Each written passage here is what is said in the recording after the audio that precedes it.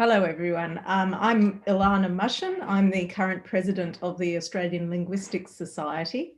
I first want to thank Abralin and Miguel Oliveira, its president, especially for the opportunity to contribute to this wonderful Abralin Ao Vivo initiative, bringing linguists together from all over the world. I want to acknowledge the First Nations of Australia, whose country we all in this panel reside, and especially the Jagera and Turrbal people, who are the owners and custodians of the land that I am currently working in and living in. At a time when we're restricted to our own borders, we thought it would be an opportunity to introduce linguists and those with linguistic interests from many different countries to the linguistic ecology of Australia. As many of you know, the island continent of Australia has been occupied by humans for at least 60,000 years, and the First Nations of Australia still practice what we understand now to be the oldest living human culture on the planet. In its very recent history, the land that is now known as Australia was claimed in 1770 and then colonised by the British from 1788, first to serve as a penal colony and then as a locus for immigrants, first from Britain and Ireland, and then from many other countries. Australia became a nation state in 1901, and from this time, immigration was highly policed and restricted under what became known as the White Australia policy, until after World War II, when the government opened immigration to the dispossessed of Europe first, and then to many other countries. And since then, Australia has seen many waves of immigration from all parts of the globe. From a language perspective, Australia is now home to many tongues, and while English is understood as its national language, it's taken on its own unique set of flavours.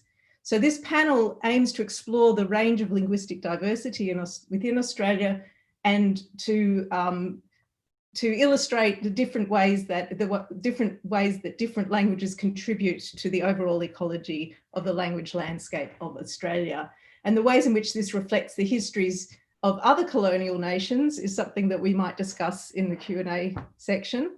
Which parts of this particular story are unique to Australia and what lessons can we learn for other countries as well. So we welcome questions and comments in the chat, and I will be monitoring the chat throughout the panel. We have 5 awesome speakers who I will introduce in turn, who will each speak to a different aspect of the linguistic ecology of Australia.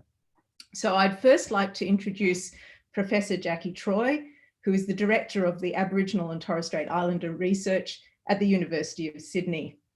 Her research interests are currently focused on documenting, describing and reviving Indigenous languages, and she's interested in the use of Indigenous research methodologies and community-engaged research practices.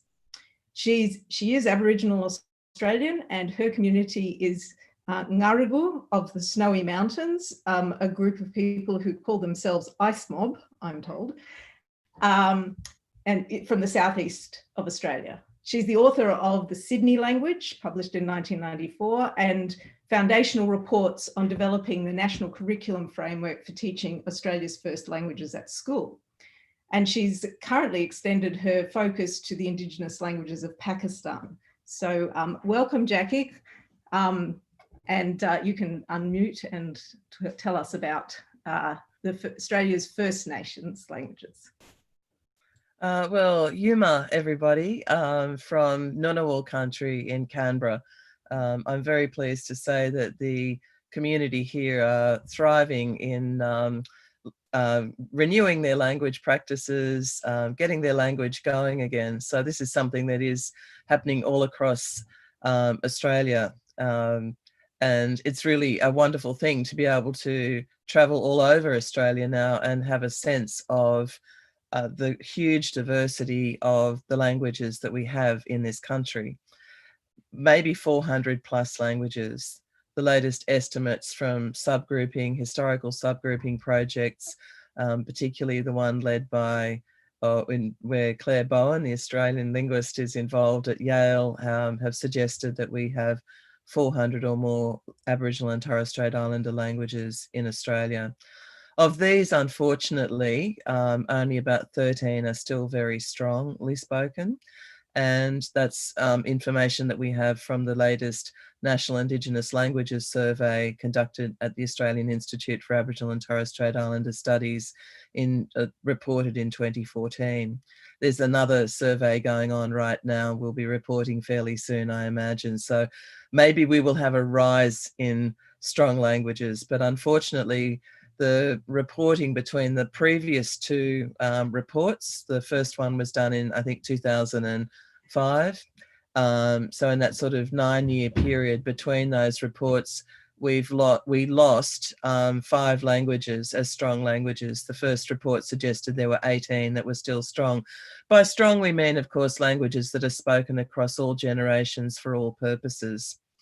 But the good news is that of all the other languages, maybe another 380 or so languages, there are about half that are still spoken as community languages, unfortunately, mostly by people sort of middle-aged and up. And the transmission is not so strong to younger generations. But then there's a whole raft of languages, you know, more than 100, I would say, across Australia, that are like the languages of, or the language of this area in Canberra, being loved by their communities, and are being gradually brought back into daily use for every purpose. Even the Prime Minister of Australia launched a Closing the Gap report about 3 years ago, in using Ngunnawal as the language that he introduced the report in. And this was because the Ngunnawal community were able to coach him to speak their language. And that was after only 18 months of working on historical archives, historical archaeology. It's like historical archaeology, going through the archives, digging up information about their languages, even finding recordings of people who in living memory had made recordings of songs and stories, and they were able to use that, working with linguists at IATSIS, including myself, to begin to piece together how the grammar of their language works and develop an expanded vocabulary that they could use, and also think about how they could talk about things now using the productive processes of their languages. So this is something that is endemic, particularly in the southeast of Australia and the southwest of Australia, where the communities were they were the earliest impacted communities when the British invaded Australia, beginning in 1788. And then, of course, successive waves of people have come in, not as invaders, but as migrants, as we call them now. And as Aboriginal people, we always welcome people into our countries. We're not people who immediately say, go away, go home. The Sydney mob, as we say, and for those of you who are listening who are international, if an Aboriginal person's talking about a group of people, we say mob. And in fact, that's quite widely known across Australia. There's a sense of how Aboriginal people talk about things using Aboriginal Englishes. That's another part of the ecology of the Australian language scene. So a lot of people who aren't Aboriginal actually use our language and our Aboriginal English, as well as our words from our own languages. A lot of the words in Australian English have come from the Sydney mob, who were the people I was just saying first impacted upon by the British invasion in 1788. So words that the world think of as absolutely Australian, like Waratah, our beautiful protea plant that everybody around the world knows, these spectacular big red plants, and is indeed the symbol for the state of New South Wales. That word is a Sydney language word. A lot of the plants that we talk about in Australian English, the words come from the Sydney area, and indeed animal names, wallaby is from the Sydney language, wallaba. Even something that I think internationally people know, corroboree, meaning to have a big dance and a sing up, comes from the language of the Sydney area, garabara. A word that doesn't come from Sydney that everybody knows is kangaroo, which was a Kuku-Yimithirr word brought to Sydney by Arthur Phillip with his Cook word list, as it was called. So when James Cook sailed up the east coast of Australia and got up to what we now call Cooktown, careening his ship there, his men, and particularly Joseph Banks, who was with him, spoke to the local people, collected a word list, and then when Arthur Phillip in 1788, 18 years after Cook, came to Australia, he had this list and offered the word kangaroo to the local people as he pointed at a macropod, which he knew to be the kangaroo. And the local people said, oh, kangaroo, that's obviously their word. Ganguru is their word for what we call bachigarang. That's okay, that's good. So the local people pointed at sheep and said, Ganguru, and the first fleeters, as they were known, the British, said, oh, they don't have very many animals here. Everything is Ganguru, even our sheep. And that was all sorted out within about a week. But the word Ganguru is with us forever now. That's what the generic word is for these big macropods. So the languages of Australia have become part of the language that was introduced, the key language, I guess, our national language, English, our unofficial national language, I might say. And it wouldn't matter what language you were speaking. If you come from anywhere else in the world, you'd be using these local words as well in your own language. Why would you call something, if you spoke Italian, why would you call the kangaroo anything other than a kangaroo, or a wallaby? So that's what happens. So our Australian Indigenous languages are imported into languages from all over the world. In Australia, we have more languages, I think a bigger language mix than almost anywhere else in the world. I once had my professor when I was at ANU, Stephen Worms, say to me, we had almost every single language of the world represented by somebody in Australia. So that means almost every single language in the world has had some kind of engagement with one or more Aboriginal or Torres Strait Islander languages. So there is this kind of symbiosis in Australia, a kind of a mixing of language contact. Of course, we've also got Pidgin and Creole languages that, well, we now have Creole languages, but originally there was a Pidgin language that I researched myself that developed in southeastern Australia out of the initial language contact, which I called New South Wales Pidgin. And it influenced the development of Pidgin languages across the country. And we now have very strong Creoles all around Australia, but particularly in the top part of Australia.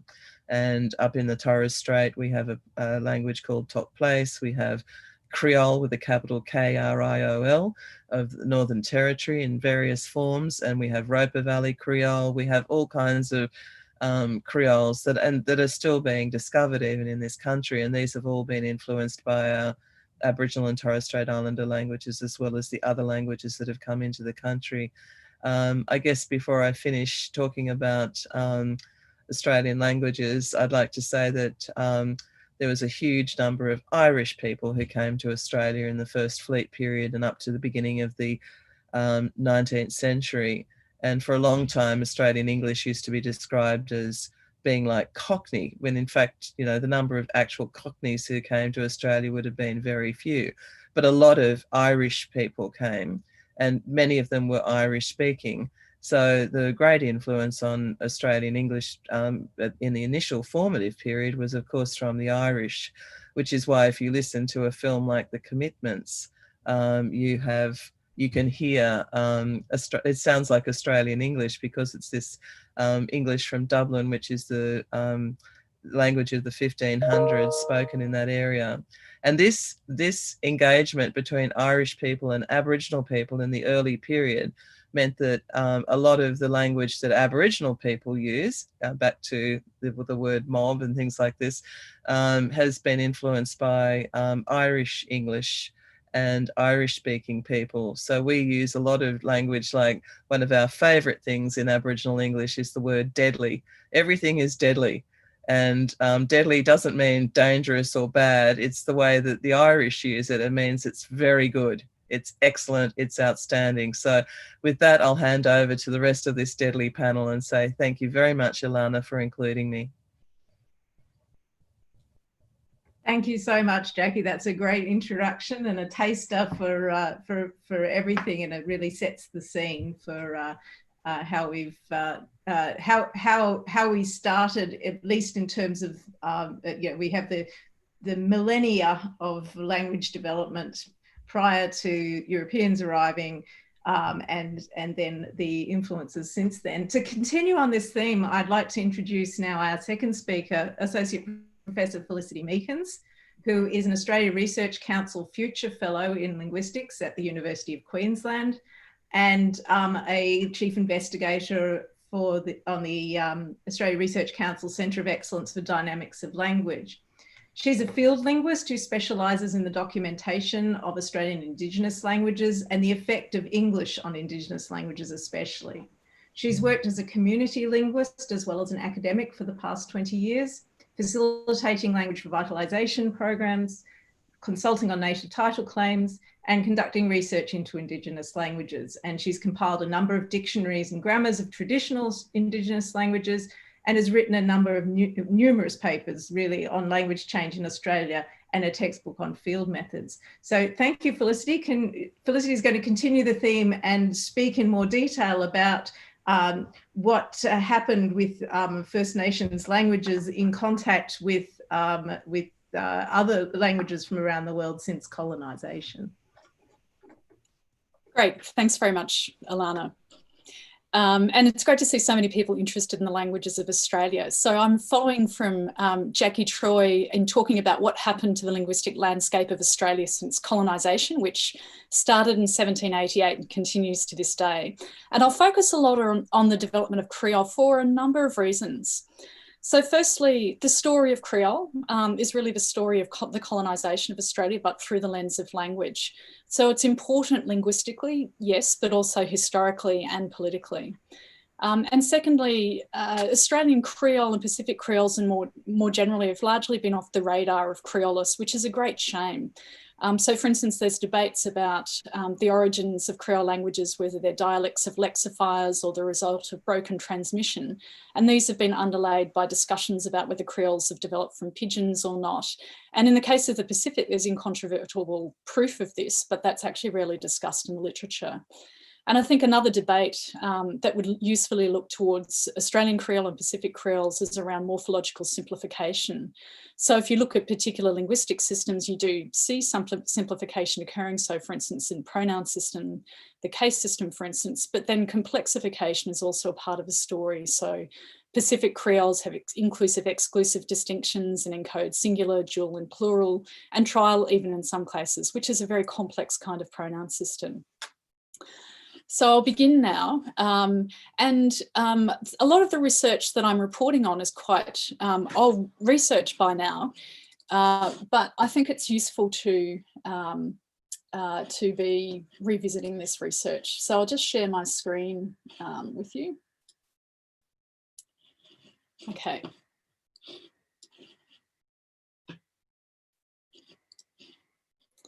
So as Jackie said before, 1788 marked the beginning of colonisation, and there are around 400 or so Australian languages. And the first point of colonisation was through what is now known as Sydney. And colonisation brought massacres, disease, and at the same time, many Aboriginal people started living in the same houses of non-Indigenous colonists and started speaking the pidgin English that was brought by the sailors from the Pacific. And as the population diminished more in the outer areas, people started coming into Sydney, particularly to escape massacres and killings. And when they came to Sydney, they didn't necessarily speak the language of the local Sydney groups. So Pidgin English gained more and more currency among Aboriginal people and went from being the main language of intercultural communication between Indigenous and non-Indigenous people to a dominant form of communication amongst Indigenous people. Another practice that was occurring at the time was capturing Aboriginal men and training them as interpreters, and Bennelong was probably one of the most famous of these. The idea was to teach interpreters English so that they could communicate with local people who only spoke Indigenous languages. And quite nicely, we've actually got transcriptions of him speaking what looks like Pidgin English, and many of these words now are familiar to anyone who knows anything about modern Creole and even Pacific Englishes. So you get words like gudgeon from catch, too much, the word for because from too much. But also for people in the Brazilian audience, we actually see some words originating from Portuguese, and this shows some of the interconnections between the trade pigeons around the world, and these are now pronounced as Piganini and Sabi for child and to know something.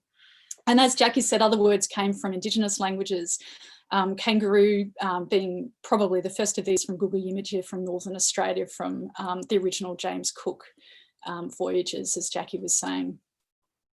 So Sydney became a significant port, and sailors would travel back into the Pacific to, say, the Vanuatu and the Solomons, and they took with them innovations from what had now been developed and was being called New South Wales Pidgin. And colonisation was also well underway at this time. And the path north was the crucial trajectory of development. So we can trace the path of colonisation through the words that were picked up along local languages along the way. So some of these words that went into the Pacific, like the locative preposition alonga or the possessive belong, and words like blackfella, the transitive marker, were also being transmitted up through Queensland. And along the way, other words were being picked up. So from the Sydney language, we get gabara, meaning head, binji, meaning stomach, and then more northern languages, bolgi, for instance, to mean have a wash. These come from northern New South Wales.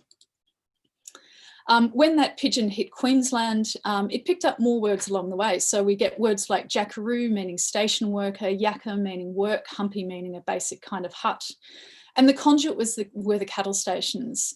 So the colonists had brought with them Aboriginal people from Sydney and northern New South Wales, thinking that everyone spoke the same language, which of course they didn't. So this pigeon became something that was used both between colonists and Aboriginal people, but then started being used amongst Aboriginal people in new areas. Then along the Queensland coast, workers were being brought in from Melanesia to work on the sugar plantations in a practice called blackbirding. And they spoke different pigeon varieties that had developed originally from the New South Wales pigeon that then had developed further in the Solomons and Vanuatu. And then coming back into Queensland, developed further in contact with Queensland Aboriginal people. And when some of those workers were repatriated, and not everybody was, they took more of these Queensland words and grammar back with them to Melanesia. So we get at this point the adjectival marker fella, which gets pronounced as bala in Australian Creole. You and me, one of these complex pronouns I was talking about, and serial verb constructions built, for instance, from go, come, make 'em, as well as lexical items like sugar bag, which is a native kind of sugar, and words that came also from Irish English, for instance, like gammon, as Jackie was saying. So Queensland Pidgin English then travelled up through Northern Australia, again via the cattle stations, and Aboriginal workers were brought from Queensland cattle stations across into Northern Australia, into the Northern Territory. And they took with them these words, which is how they now come to be in what we now know as Australian Creole, spelt K-R-I-L. The first real creolisation happened in the Northern Territory. And we think about the Roper River area being one of these places. So a mission was set up to protect Aboriginal people from a lot of massacres that were going on and disease that had accompanied and had actually gone ahead of colonists across Australia. So 9 language groups were brought together in the Roper River mission. People were probably multilingual, but hadn't previously lived in such close proximity. So the lingua franca became the pidgin, and over the generations, this developed into Creole as we know it. So Creole is now spoken right across Northern Australia and Northern Queensland and Northern Australia. Traditional languages are still being spoken in many remote parts of Australia, and as Jackie said, there are many other places where languages are being reawoken. And then in other parts of Australia in these cusp areas, we get these languages which we refer to as mixed languages. So this is another degree of contact where the Creole has come into contact with the traditional Australian languages, and mixing has taken place here. So the work that I've done most on has been a mixed language called Gurindji Creole, and there's also a lot of work that Carmel O'Shaughnessy's done on Light Warlpiri. And this language, Gurindji Creole, came about through a similar story. So through the cattle stations where Creole was introduced and spoken between the cattle station managers and Gurindji people, In 1966, the Gurindji walked off the cattle stations in protest against the poor conditions and started agitating to have their traditional lands returned to them. And they were successful in 1975. And it was about this point where there was a lot of identity marking going on. Being Gurindji was something that was marked as being very strong. And this has had a lot to do with the maintenance of Gurindji in amongst Creole and the formation of the mixed language Gurindji Creole. So I'll skip over the video because I've forgotten to share the sound, but I'll show you a little bit of Gurindji Creole. So Gurindji Creole is a real mix where you get, for instance, nouns coming from Gurindji. So you get words like yawl for fish, waran for hand, but you also get nouns also coming from Creole. So there's an example there of a noun like guitar. You also get verbs coming from Gurindji, from traditional Gurindji co-verbs like jawara, and you also get verbs coming from Creole. So for instance, come there. And you also find case marking that's being retained. So these debates about language contact and complexification need to take into account that we actually see case marking and flexional morphology being maintained in these very interesting languages. Okay, so that was a little bit of a zoom through the beginning of the colonisation of Australia and the effect that English has had on the continent and on Australian languages in general. And I think, as you can see, that the story of Creole really is the story of the colonisation of Australia, but through the lens of language. And I think it would be really nice to see Australian Creole and Pacific Creoles really get back on the radar of Creolists, because these languages really have a lot to contribute to debates around the complexity of these really very interesting languages and the origins of Creole themselves. Okay, and I'll hand back to Ilana now. Thanks. Thank you very much, Felicity. And just to remind everybody who's watching this live that you can ask questions or make comments in the chat, and I will bring them up in the Q&A on any of the speakers or to the panel as a whole if you have questions. Our next speaker is Professor Kate Burridge. She's the Professor of Linguistics at Monash University and a Fellow of the Australian Academy of Humanities. She's authored and edited more than 20 books on different aspects of language, focusing on grammatical change in Germanic language and the Pennsylvanian German spoken by Anabaptist communities in North America, the notion of linguistic taboo, and the structure and history of English, including Australian English, which is what she's going to talk to us about now.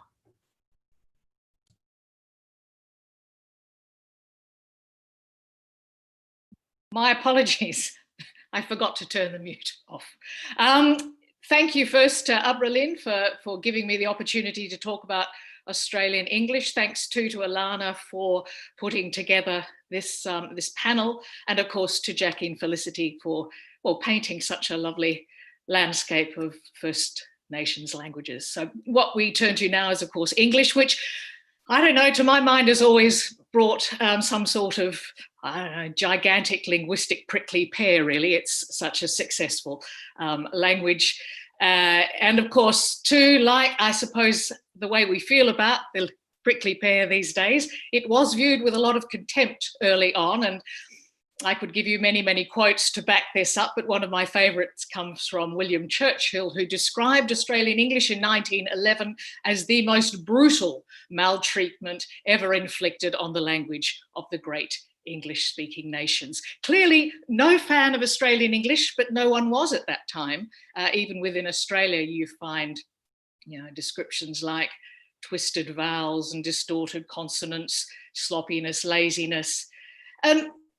Thankfully, you know, things have changed. When you now turn on the radio or on the television, you don't hear anymore those sort of BBC accented Englishes that once dominated.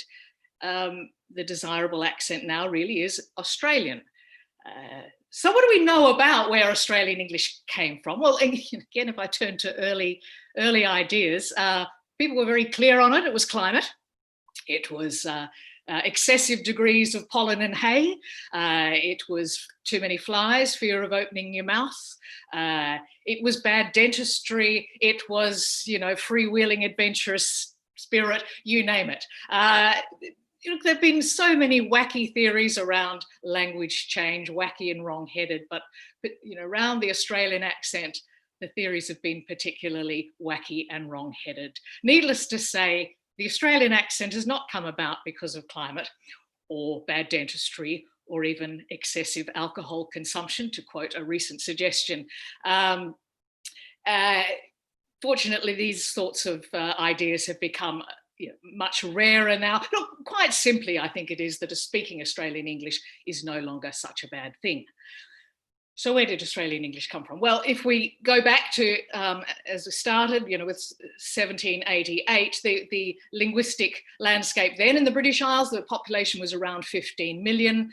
A good many of those people, as Jackie pointed out, spoke their Celtic languages with little or no English, and regional variation was rife. So this was the state of this, you know, linguistic landscape then, when English came out here with the establishment of the first penal colony. As Felicity mentioned, I'm sure as everyone knows, you know, Australia was the solution to Britain's overflowing prisons. And these convicts came from, well, it seems from birthplace records, largely from the sort of heartland of England, from Middlesex, from Warwickshire, and of course, as Jackie mentioned, a good many from Ireland, particularly Eastern Ireland. And the accepted linguistic wisdom now is that these dialects went through a kind of, well, the metaphor is usually a sort of gigantic linguistic melting pot. And Peter Trudgill talks about, what's called now the koinisation, the kind of dialect mixing, the levelling and the simplification, and what climbs out of that melting pot is then a fairly uniform variety. The uniformity was sort of kept because of the high mobility of the population, the English-speaking population then. You know, there was pastoral expansion, there were gold rushes. So whenever linguistic distinctiveness was starting, you'd get, you know, the influx of others. So think mini melting pots in that case, and that helped to keep things uniform. The levelling would have started on the boats coming out originally. Imagine, you know, 1,500 people crammed into 11 tiny boats for a period of 8 months or more. Ample time for levelling to take place. Levelling had started dialect contact in large cities like, like London, Manchester, Liverpool.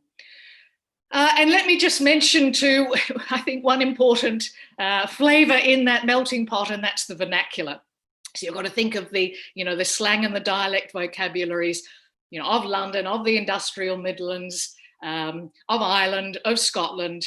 You've got the slanguage of gold diggers, of sailors and of whalers. You've got flash language, very, very important, convict cant, you know, all went into that melting pot and mingled with the emerging features of the standard to produce the sort of colonial parlance, which, you know, I suppose, yes, a hefty dollop too in that melting pot was a pretty strong anti-authoritarian sentiment. Now, I know that there's informality generally around the world that's seeing colloquial English now very widespread, but the research seems pretty clear.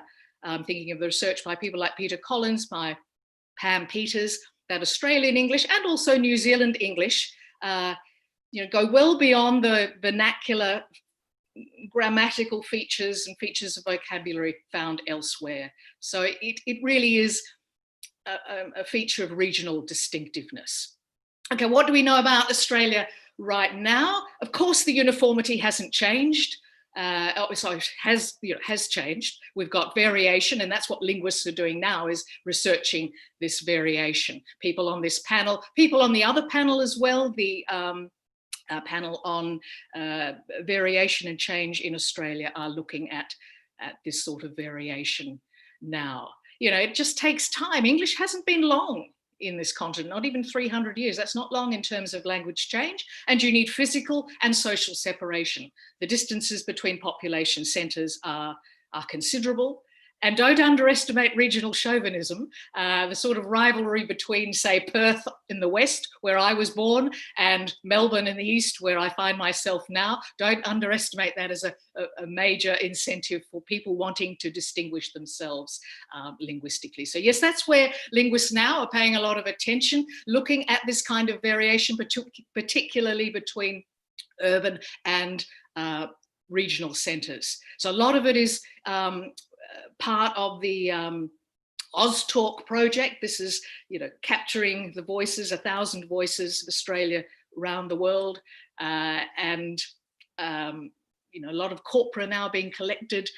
People like Simon Musgrave, Michael Hoare, putting corpora online for Australian English. Obviously, it's a big place. There's a lot of work to be done.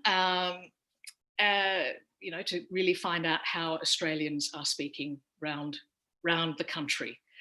Of course, we've heard about the wonderful, the Australian Aboriginal languages and the sort of incredible multilingualism that exists, that characterises Aboriginal communities, as Felicity talked, and also Jackie, about Aboriginal languages, but also English-based Creoles and Aboriginal English, of course, and those kinds of mixed languages that Felicity described. There's also contact with other contact situations that are producing really exciting multilingual or multi-ethnic dimension to Australian English, and John Hudjek and Ingrid Pillar will be talking about those, so I won't mention that. But I will just say one new ethnolect on the block, and that's Pacifica English.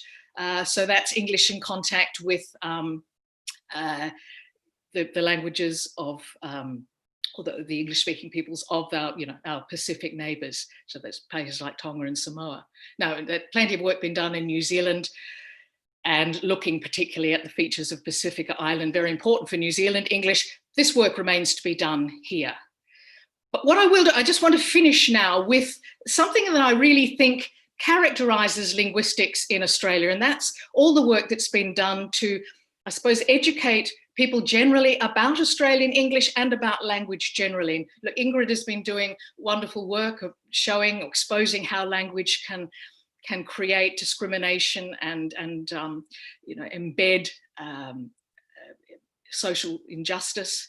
And I've spent a lot of my linguistic life lately trying to understand people's attitudes towards language, which can be particularly fierce, but often not informed by the sorts of, I suppose, standards we expect of public discourse and, other topics. Post-truth and alternative facts aside, of course, we live in a different world now, don't we? So there's been, the point is, and this is what I think a lot of people are now realizing, that we might think we get the linguistic message across, but people often do fall back on common knowledge, comfortable knowledge that can then unfortunately go on to inform decisions, that can affect the life choices of others around education and around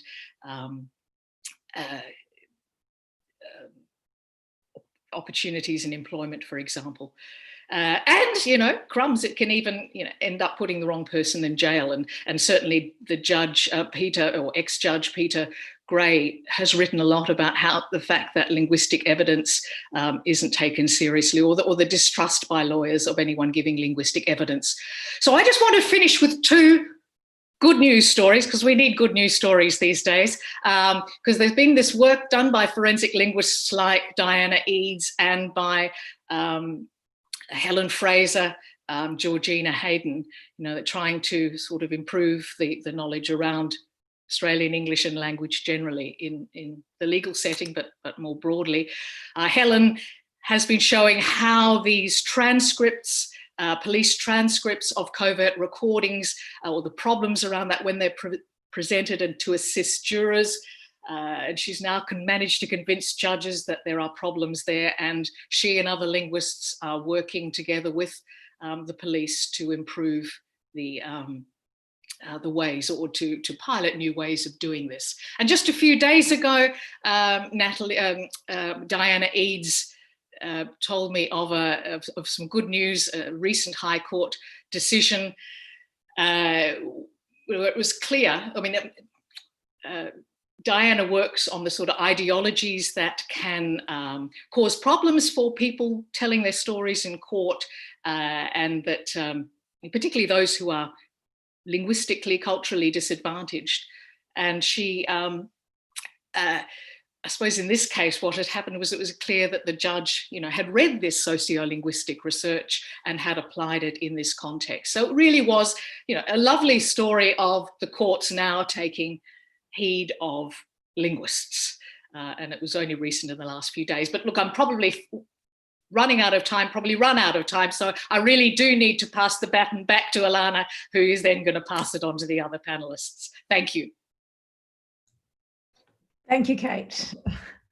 And it's true, we need some people are doing such excellent work in raising the profile of linguistics in Australia around some of these issues, especially where there's legal issues, but linguistic justice and injustice in particular, and that intersects in all sorts of ways. So one of these dimensions, I think that John Hajek, who is our next speaker, will speak a little bit around.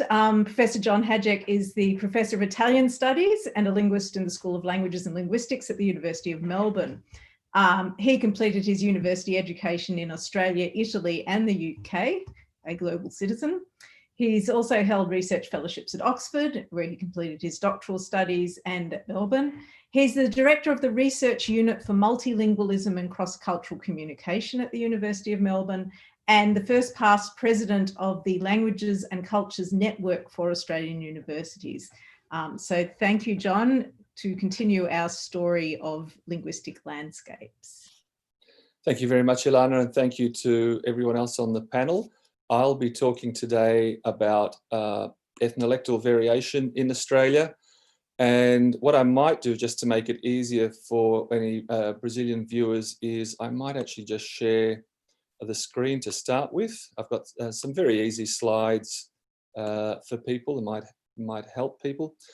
And obviously, as you've heard before, Australia is a high migration language mixing pot. And there's actually been a massive expansion in migration to the country in the last few decades. Mass migration, particularly from non-English speaking countries, is a marked phenomenon since World War II.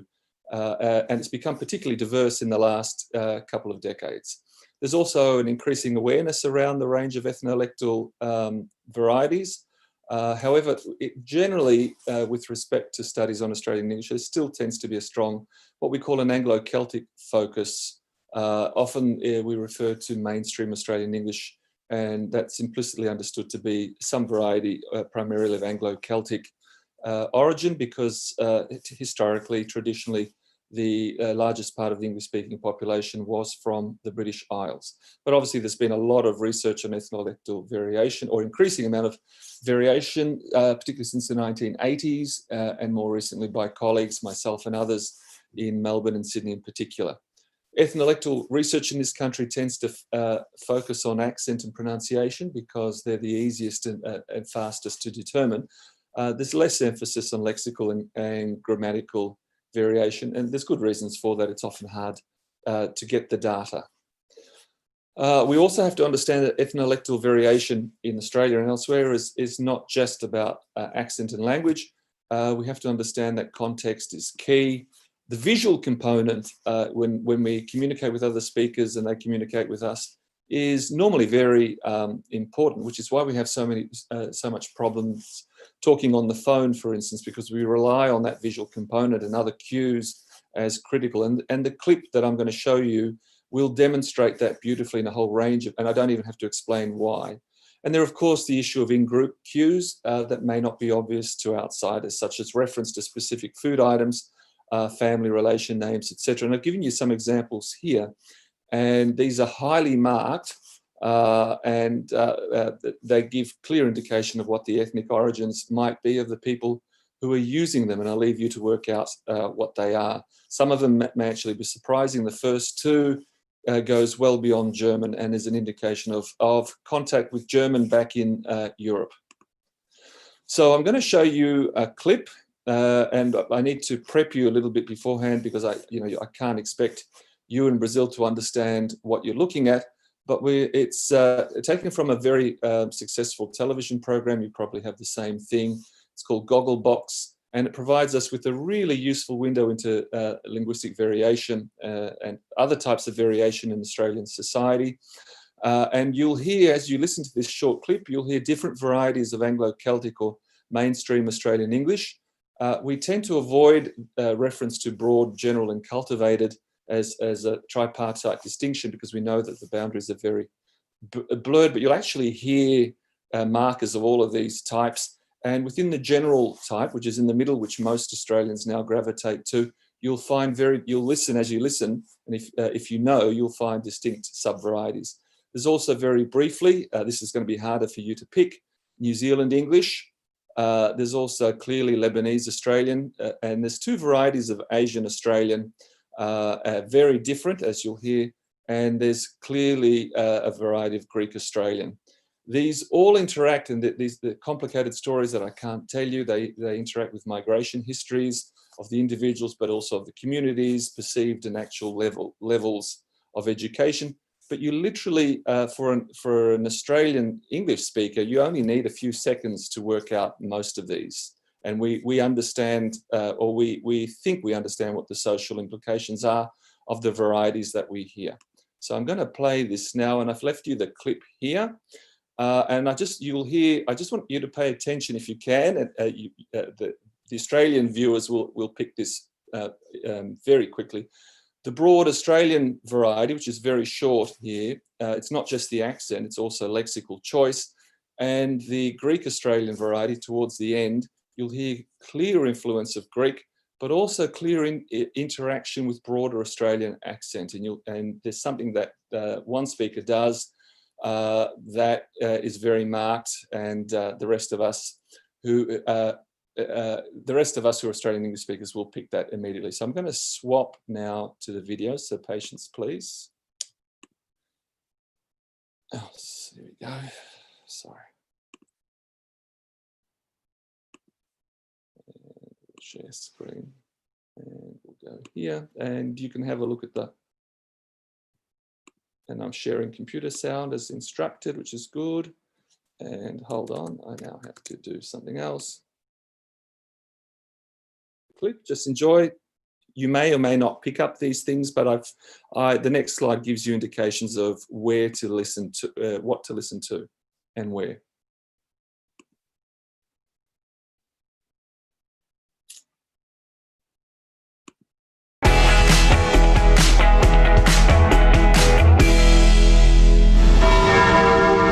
The first person that I want to talk about is a 36-year-old woman, Jules. That's the redhead lady on the matchsticks. I am ready and I am here to be with someone forever. You're not going to find the love of your life on a national television program, love. Get one! Oh, cricketer. I grew up loving cricket. That's all I ever wanted to do. Never heard of him. Is he that successful? Haven't found my perfect partner. Haven't been married and haven't had kids yet. He just couldn't bowl a maiden over. All our research and data really points to this being one of the strongest matches we've ever had. Oh, yeah. That means it's going to end in absolute tears. I think this has got huge potential. Great couple. Cam and Jules, let's lock them in. This is meaningful TV. Yeah, but they end up being shitheads. Oh, there's nerves now there. There's nerves now. Oh, we're going to get a wedding already today. I'm excited, but I'm kind of shitting myself at the same time. You're wearing white, Dales. You can't shit yourself. Yeah, true. Oh my God, I'm about to ruin Samantha. Here we go. I hope I see someone. There's an instant chemistry there between us, and we both go yes. This is the best bit. Love at first sight? He doesn't know what to say, so he's like this. Oh, fuck. It's actually beautiful. She looks like she could eat him for breakfast. He just had the kindest smile and just, like, he looked really happy. But would you have sex with him? I've set out to achieve so many dreams in my life, but this dedication meant that I'm always putting my life and love on hold. I can't even remember our fells. Oh, he's such a cutie. You take this bird? Yeah, okay, mate. Now announce Cameron and Jules as husband and wife. You may kiss your bride. Oh, wow. Oh, I'm having a moment. Are you having a moment? Oh, I'm happy. Oh my God, I hope they make it.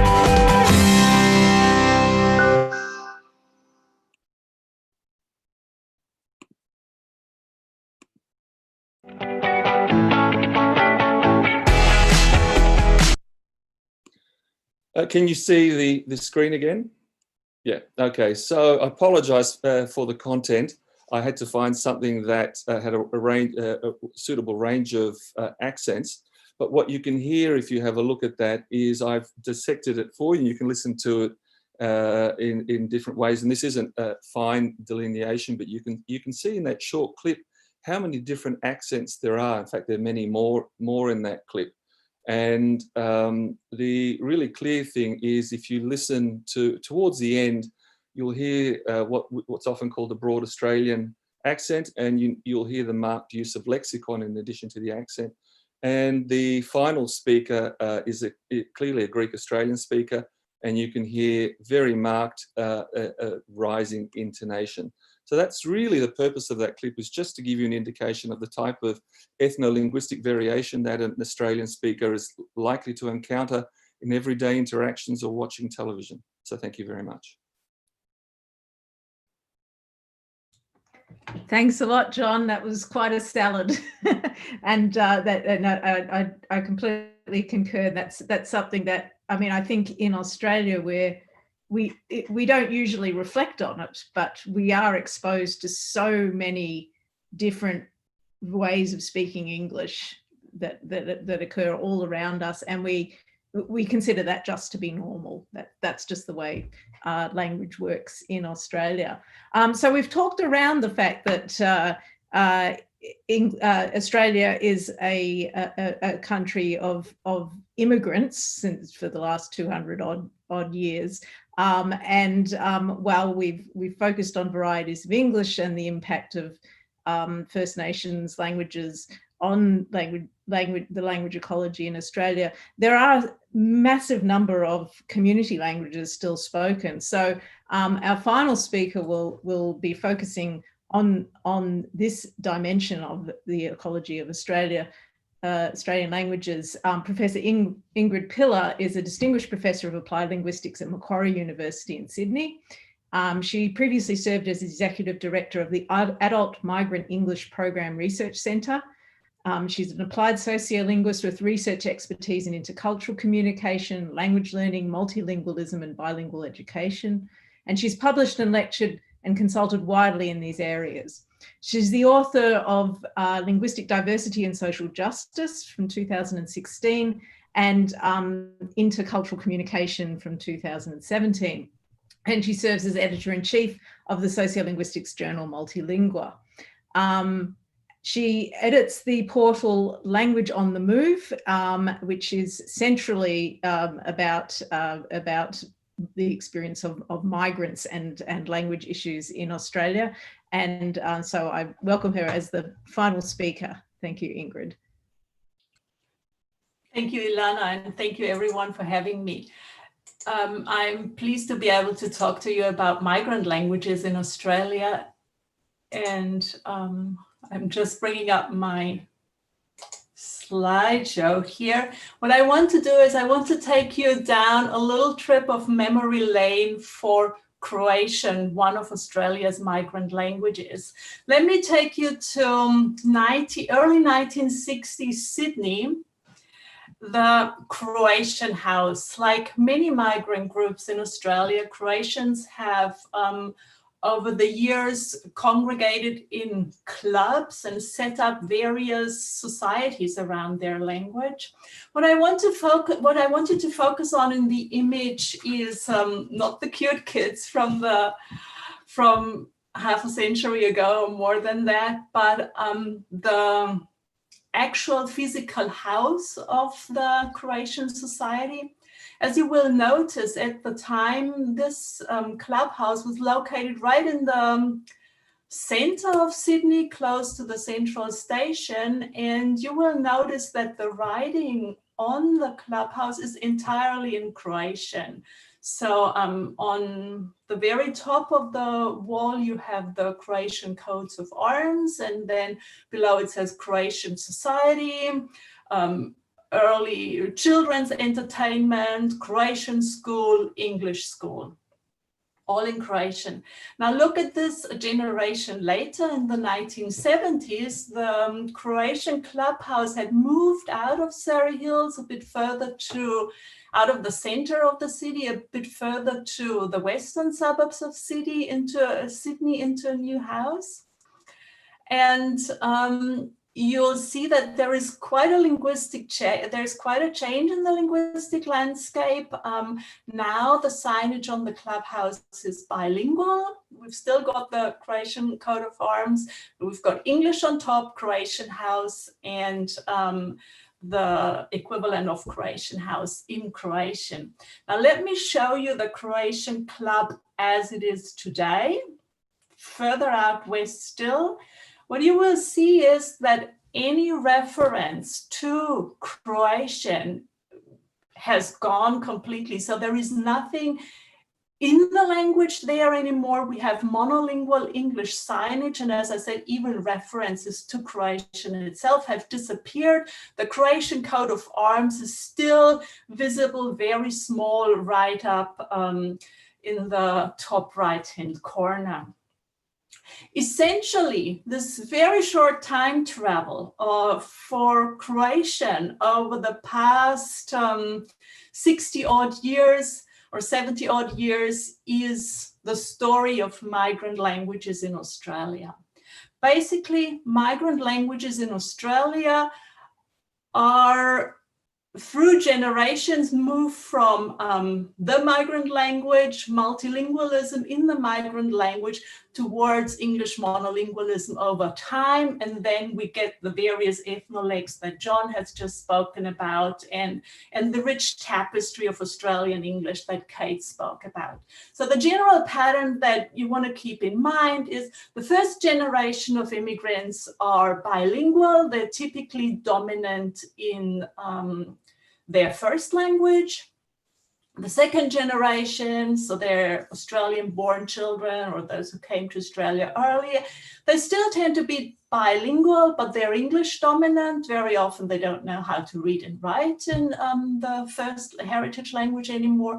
And by the third generation, the cycle is to complete, so to speak, and we have monolingualism in English. One of the reasons for that is probably that there is a huge variety of migrant languages in Australia. It's a very diverse country, and no one single migrant language predominates. What I've given you here is the figures for all the migrant language speakers in Australia as per the 2016 census. According to the 2016 census, close to 5 million Australians speak a language other than English at home. That's 22.2% of the population. However, they speak, according to the Australian Bureau of Statistics, over 500 different languages.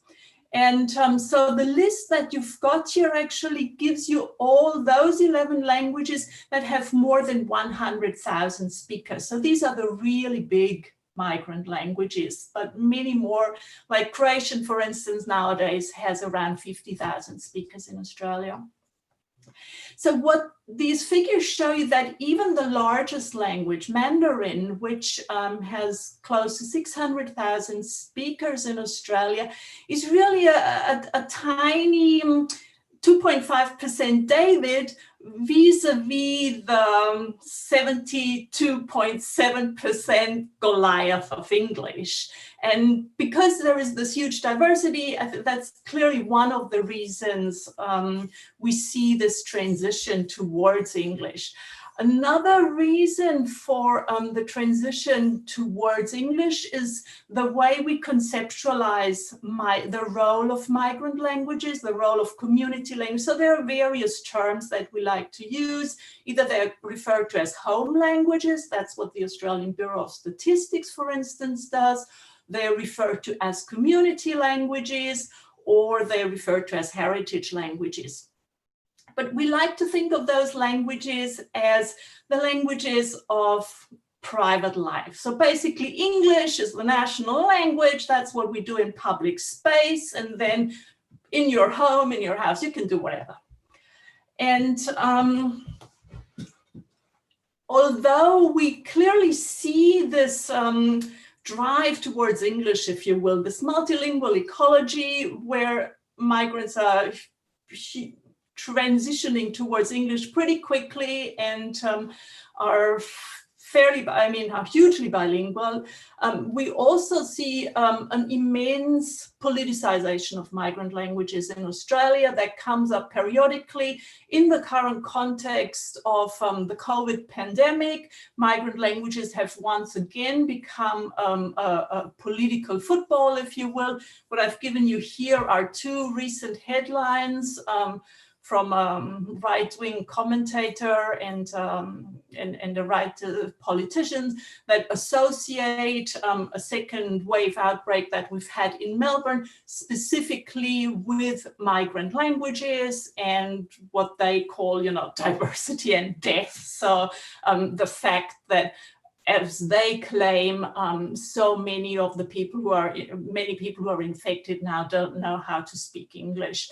This politicization of migrant languages is not at all borne out by the actual figures.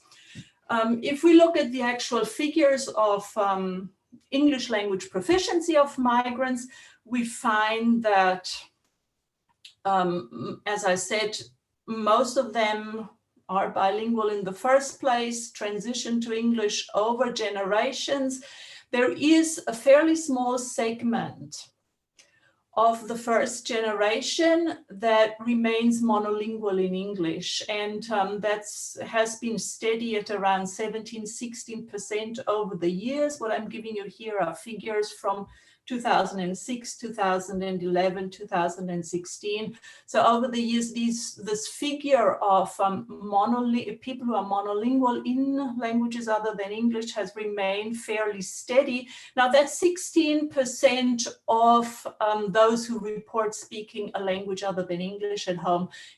When we look at this within the overall Australian population, that's under 4% of the Australian population.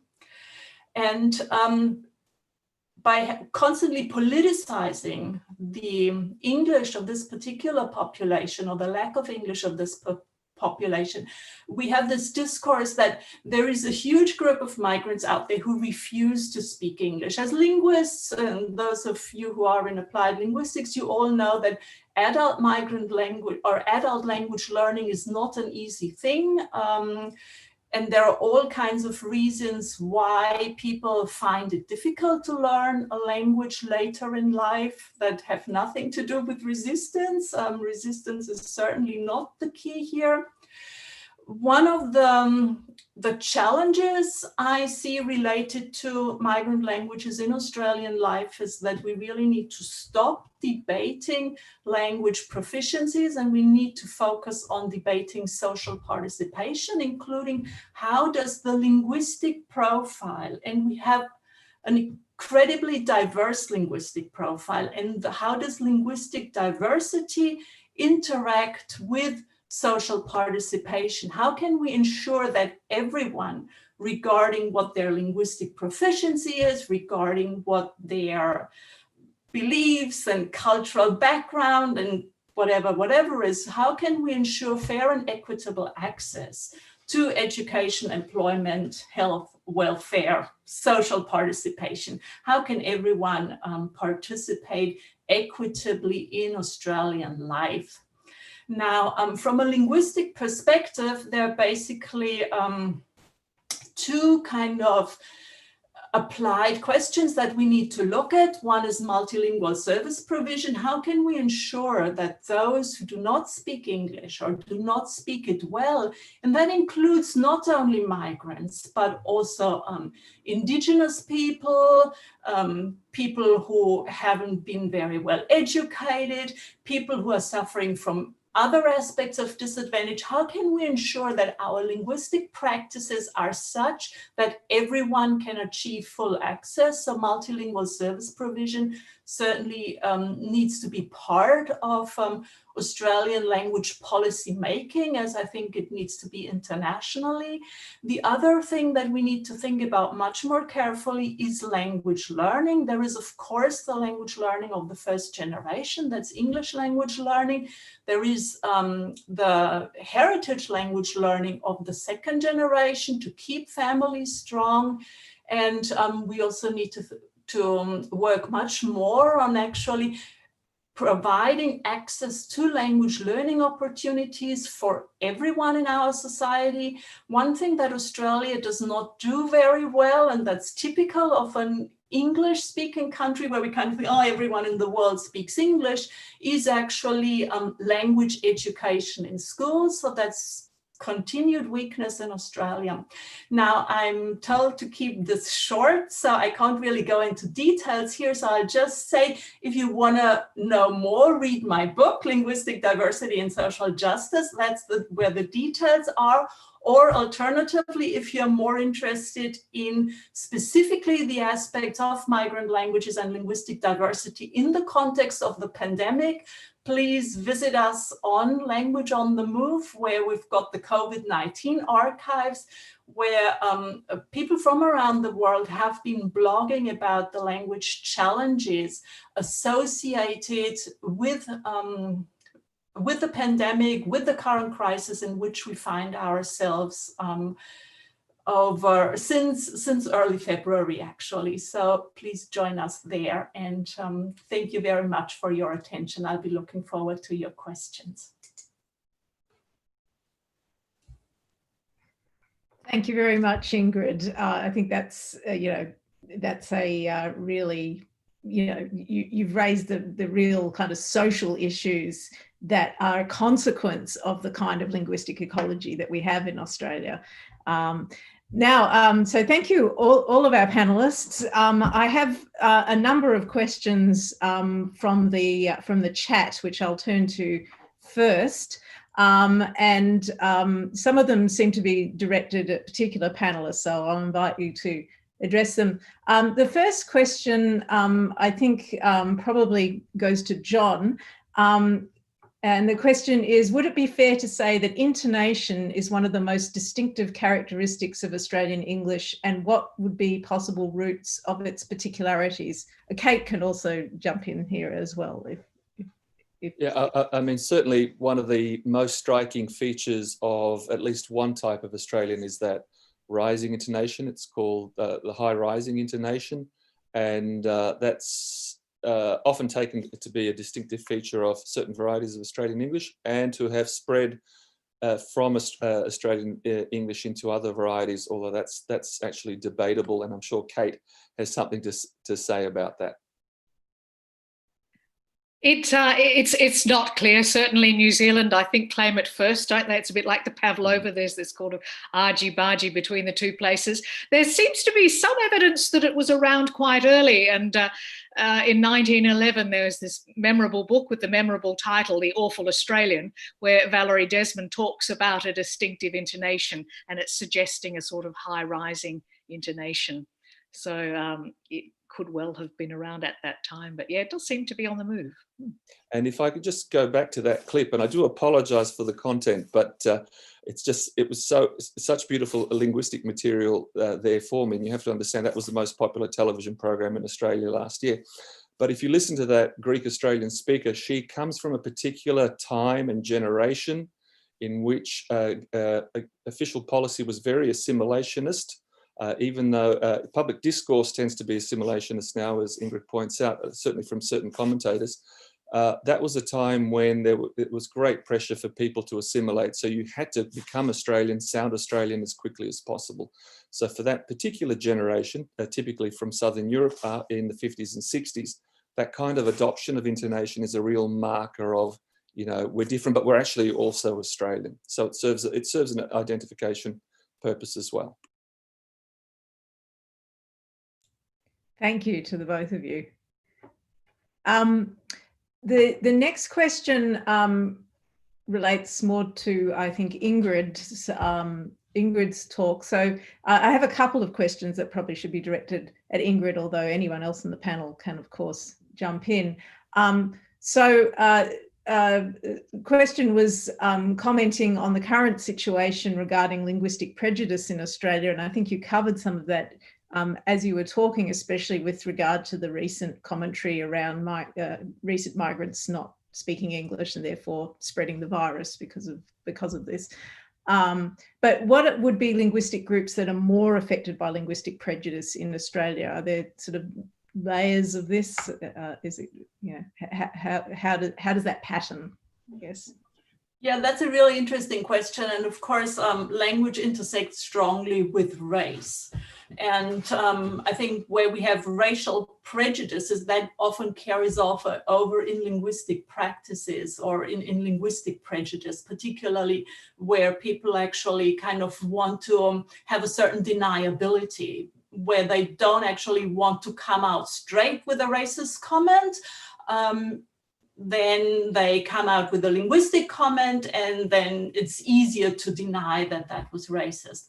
Having said that, if we go back to the kind of pattern I showed you around linguistic adaptation, the patterns that we see in linguistic adaptation across generations really don't differ all that much across different linguistic and racial groups. Some are faster, some are slower, but some of the most disadvantaged groups, for instance, if we look at African Australians, they give up their languages fairly early.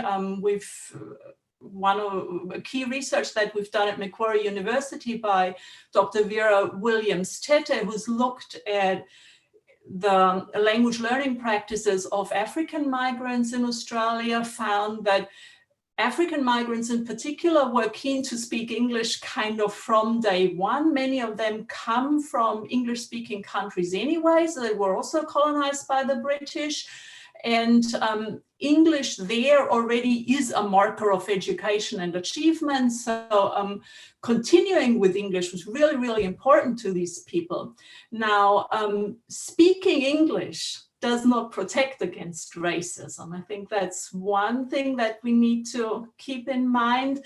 And in another PhD thesis I've supervised, for instance, by Dr. Donna Butterak from Curtin University, she found that many Asian Australians who also were monolingual in English still, you know, monolingual English person looking at an Asian face, then they get comments like, oh, you speak English very well, or kind of, you know, this foreigner talk, do you understand me? So there is a clear intersection between race and language. However, it's not an uncomplicated, or it's not an easy one. It's very, very complex. And I hope that answers some of the questions. Maybe some others would like to jump in. I imagine that Jackie also would have to say a couple of things about that.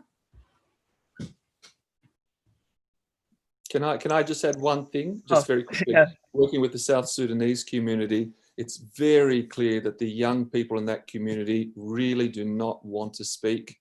When they reach teen years, early adulthood, very marked negative attitudes towards their family languages. It's quite striking, and it reminds me of a long time ago when I was a kid. I was going to jump in and say that in my opinion, Australia was founded on linguistic prejudice, or prejudice against languages other than English. The first people who were, I think, as I recall, when I was doing my research on language contact from 1788 to 1920 for my doctorate, the first people who were executed in Australia were two young Irish boys who couldn't speak English, and they were considered to be, because they were talking in Irish, and it was actually about food, but they were talking in Irish, it was just decided that they were being seditionist, and that was the last thing, that the thing that the British feared most actually in early Australia, in the early colonial period, the early invasion period, was not the Aboriginal population who was actually being quite supportive. It was whether there would be an Irish uprising, because there were so many Irish people of Irish nationalist background, really, Irish speaking. Their English was very poor if they spoke English at all. And I've written a paper about that many years ago, Irish English in Australia and Irish people in Australia. And that's underestimated. So there was this early, I remember Professor Marie de Lepavanche, who was teaching me anthropology at the University of Sydney in the early 80s, was saying that, you know, race, the base for most racism, what we call racism now, is actually economic prejudice. So the First Fleet hated the Second Fleet, and they hated the Second Fleet because there wasn't enough to go around anyway. And so these people came in as an economic problem for the people who were there and trying to survive in this early 1790s period. And the prejudice against people who spoke other languages other than English was kind of institutionalized. It was systemic language prejudice. We can call it racism right from the start. So if you were speaking something other than English, you were very likely to be flogged to death for it, or flogged nearly to death, or hung in chains until you died, or, you know, executed in some other equally brutal manner. So there was a very big incentive to speak English in Australia right from when the British first invaded. And this is a characteristic of English colonies. It's not a characteristic of French colonies or even Spanish colonies. Other European language invaders and colonizers don't have that same kind of prejudice or linguistic sort of monolingual attitude that the British have. And the British, it's characteristic all over the world where they've colonized, in the Americas, in South Asia, in what we now call India and Pakistan. That whole region has this kind of devotion to English. And what we're hearing about migrants coming here feeling that they'll be safe if they speak English, I think there's an element of that.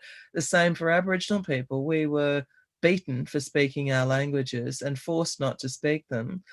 It was only in 2015 when I was able to get an Australian curriculum for languages framework for teaching our Indigenous languages through the ACARA, our national education system, that our languages suddenly became actually acceptable widely in schools in Australia. I mean, they've certainly been taught in schools, but it's only very recently, this is more than 200 years after that invasion, it's only just now that we're beginning to accept the teaching of Aboriginal and Torres Strait Islander languages, the Australian languages, in Australian schools.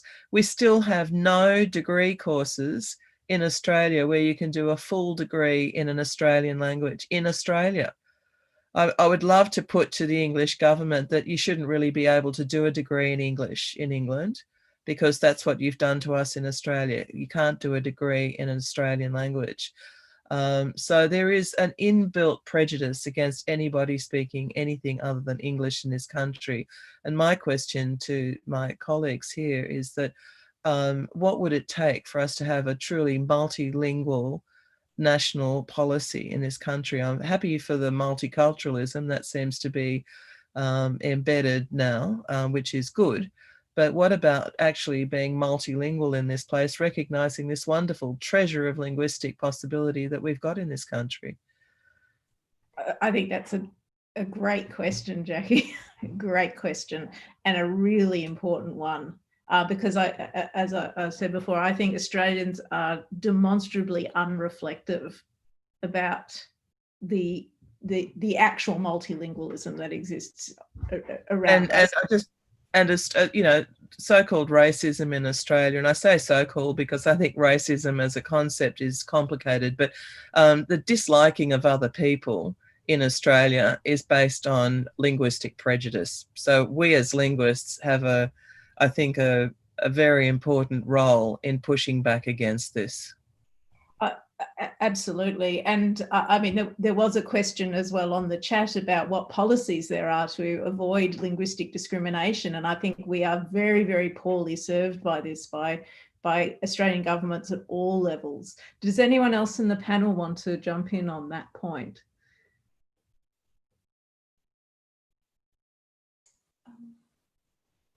Yeah, Ingrid? In terms of what policies are there, there is, of course, the Anti-Discrimination Act. But going back to what Jackie has just said about how the British colonizers were very defensive, I guess, vis-a-vis other languages.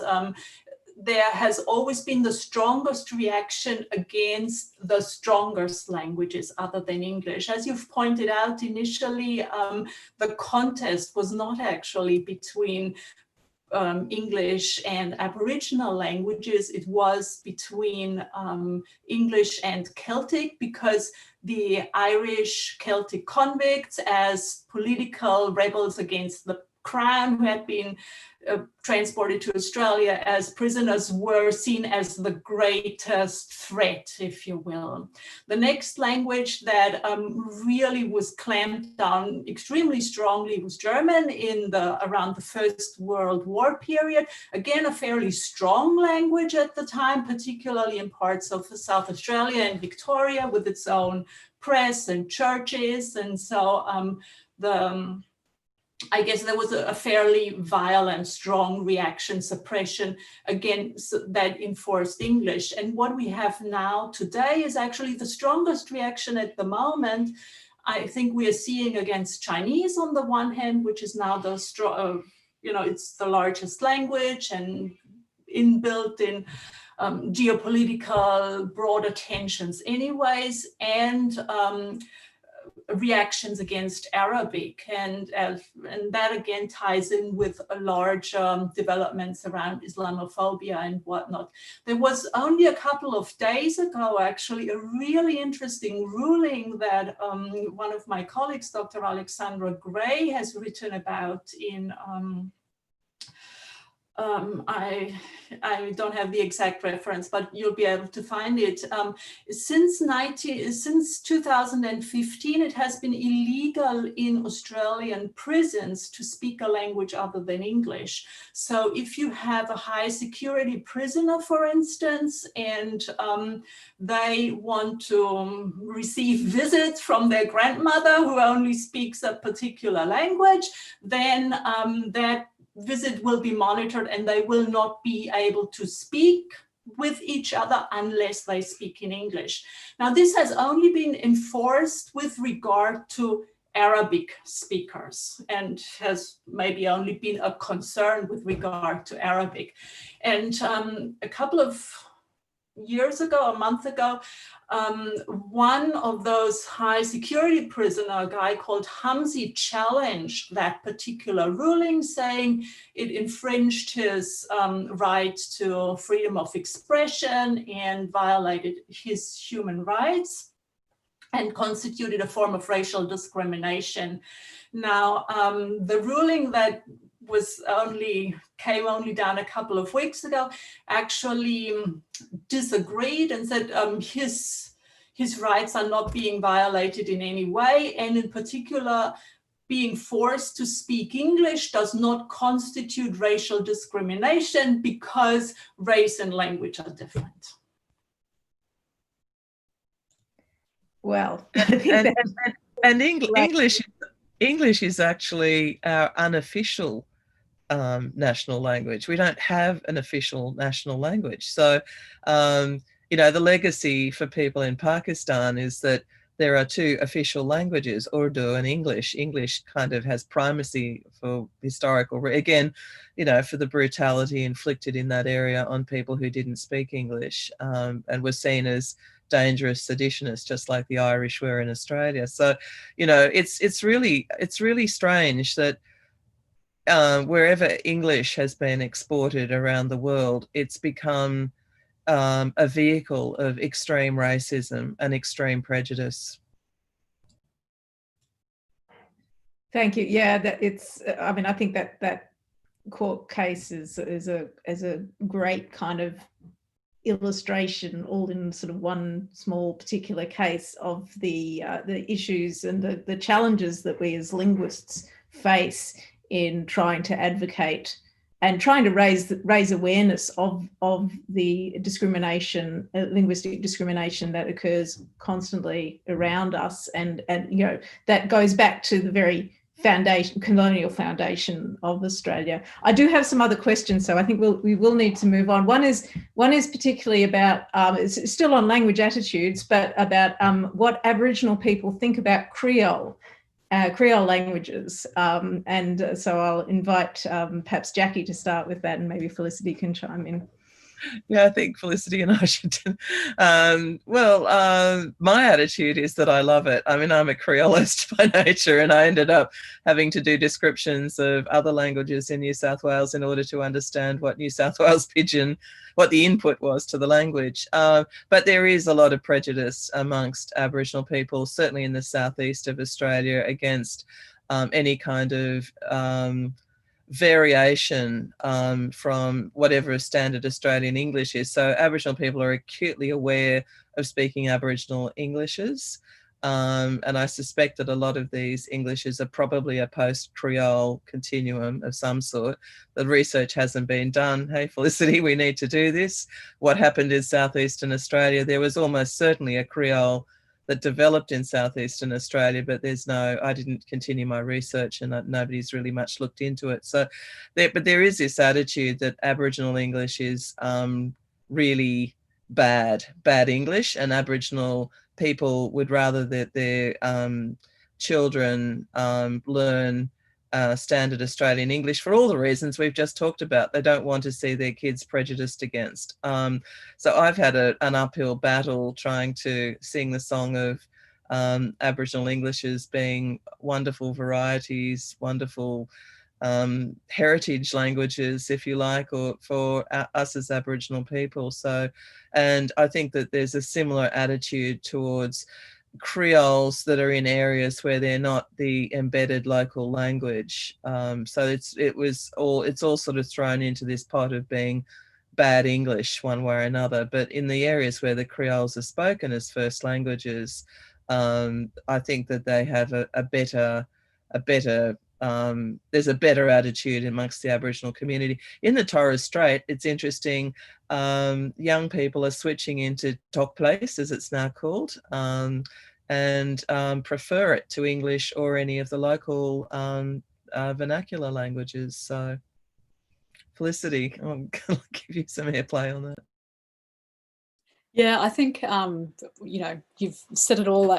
My experience is most in Northern Australia with North Australian Creole, and you know, often Creole gets called a killer language, and I think there's a lot of grief associated with Creole because there's the association with the loss of the first languages and Creole taking, you know, predominance over those languages. So I think where Creole gets a bad rap in Northern Australia, it's around the grief of the loss of other languages and those languages losing their speakers to Creole. So, so for instance, even if we look at one of the national funders, the Indigenous Languages and Arts funding explicitly does not fund languages on Creole. So it's explicitly funding, you know, the traditional older first languages of Australia, but not the new languages. And I think that's one place that you can really see that sort of prejudice embedded, certainly within a funding organisation. Actually, I was just going to say too, when we were developing the Australian curriculum for languages and putting a place in it for Aboriginal and Torres Strait Islander languages, of course I said, as a Creolist, I said, well, of course we have to include the Creoles. And there was this deathly silence amongst all the educators. And the idea of actually saying you could treat the Creoles as equally Aboriginal and Torres Strait Islander languages as any other languages are. Like, even when I was hesitating then to say the vernacular versus the Creoles, well, look, these are Aboriginal and Torres Strait Islander languages, and some of them have now got at least a couple of 100 years of history of being first languages for people. So but there is this inbuilt prejudice again, and it does go back to, not only does everyone have to speak English, but they've got to speak a really good English. So as Kate was saying, Australian English was something that we weren't allowed to have our national broadcasters using in my lifetime. It's only very recently that you hear people on our national broadcasters sounding like Australians. So, you know, there's this, anything that deviates from, I remember one of my professors saying to me at ANU that, I think it was Don Laycock, said, RP, received pronunciation, received from God in Oxford. So, you know, somehow we all have to sound like God, who taught us how to speak English, but only if you are from Oxford. So, you know, so I think that's still, that's the other side of it all. There's even this racism, if you like, against being Australian and speaking in Australian English. So the Creoles, unfortunately, come into this misunderstanding that there's some kind of form of broken English or poor quality English, when in fact, of course, they're their own languages. I certainly had that experience doing some of my research into the use of children coming to school speaking a vernacular Aboriginal English or Creole, and entering the school system, being enrolled as English speakers, but living in communities where the only standard mainstream English they would have encountered would have been probably through television. Prior to coming to school, and then being immersed in standard English in the school environment, and not being taught as if they are learners of this new variety. And teachers were acutely aware of the difference between what the kids spoke at home and the school language, but had no toolkit really to see what they were doing as teaching kids in an immersion situation. And the community were very disparaging of the way the kids spoke. Oh, the kids speak this rubbish slang dialect. It's not really a language, it's rubbish English, the kind of things you just said, Jackie. And really denied that they themselves spoke like that, although it was quite clear that they did. They got very, very upset if, as a linguist, you know, I'm a descriptive linguist, I have no prejudice. I think it's wonderful. I wanted to learn about this community vernacular, and nobody wanted to talk about it really as an adult. It was something the kids did.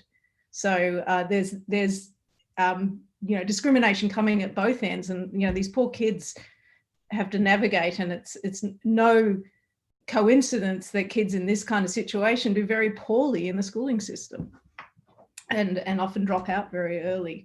A couple more, we're going to run out of time soon, but a couple more questions. One quick question: does the law that it's illegal to speak other languages in prisons apply to Aboriginal languages? I believe it does. It's any languages other than English, right? It applies to any, however, in practice, it has only been enforced currently against Arabic because high security prisons and whatnot. So I imagine maybe there aren't any Aboriginal something speakers in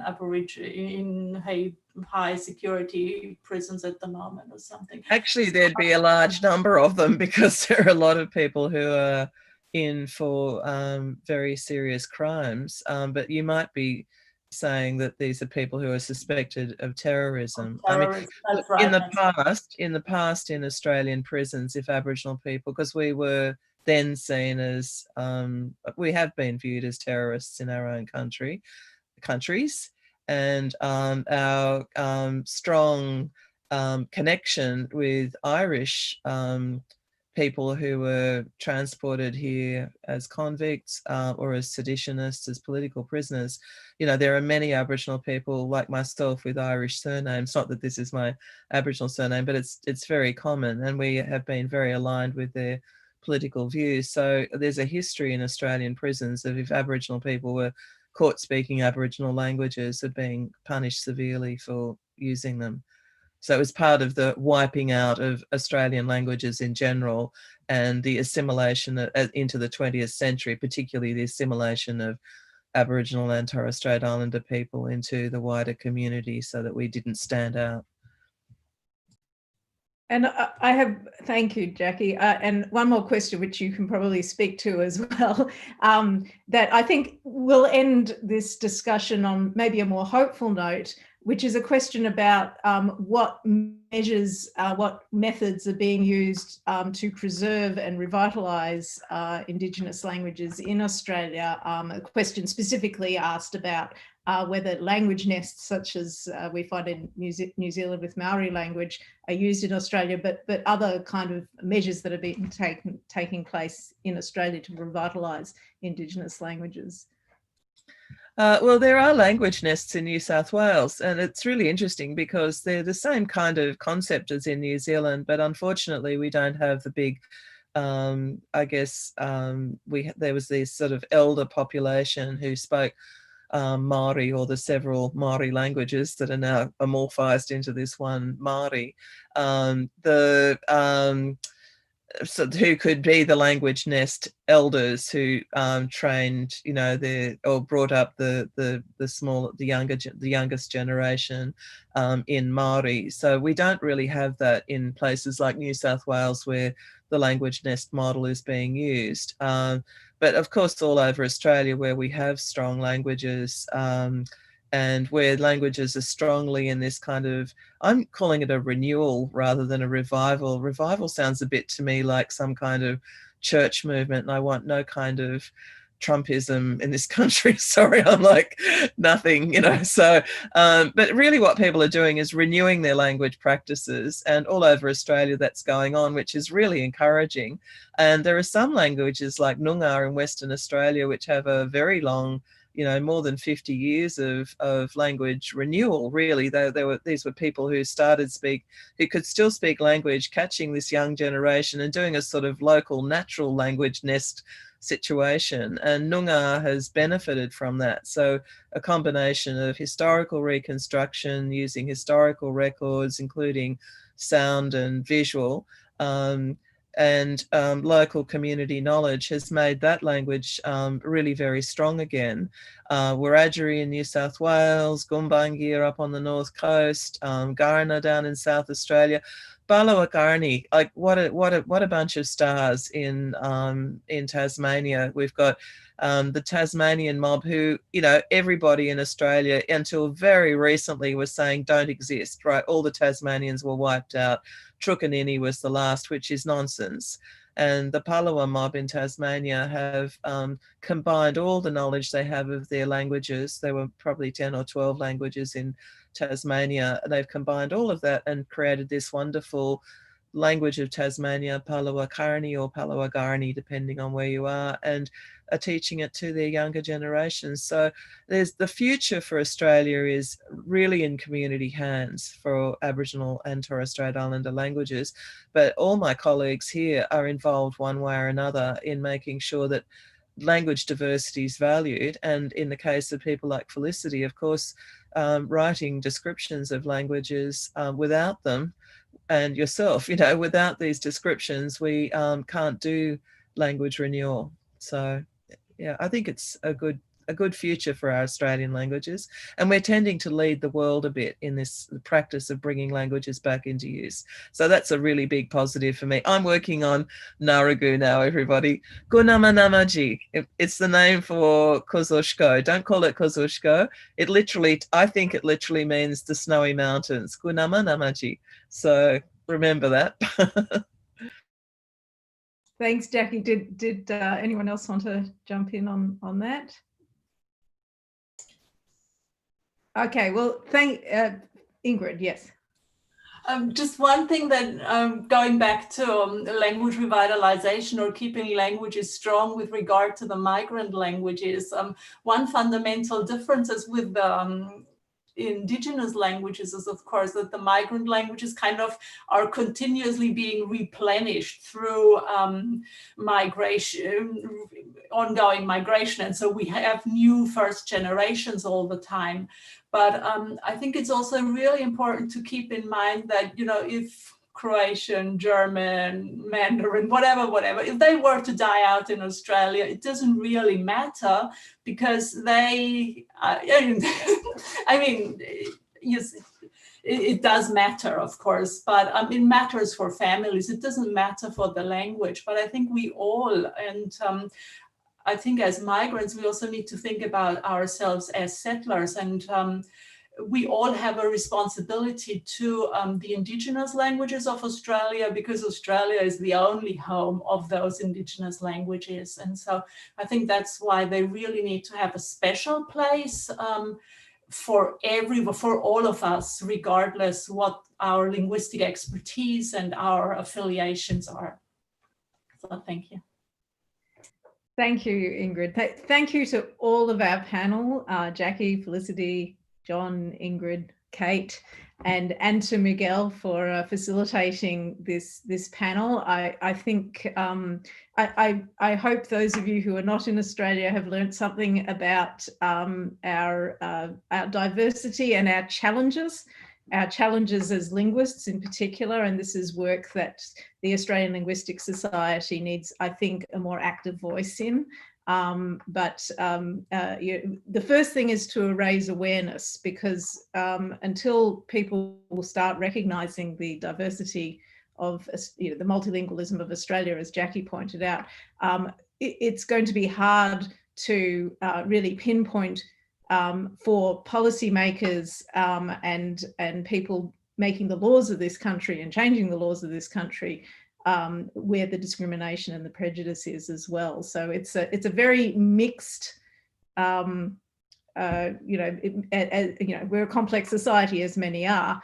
I'm interested, of course, in people from other colonial situations, and Jackie rightly pointed out, seems to be something particular about British colonialism that engenders the kind of situation we find ourselves in Australia. So I hope everybody has enjoyed today's panel, and this will be available at YouTube, so come and revisit, and we thank you again.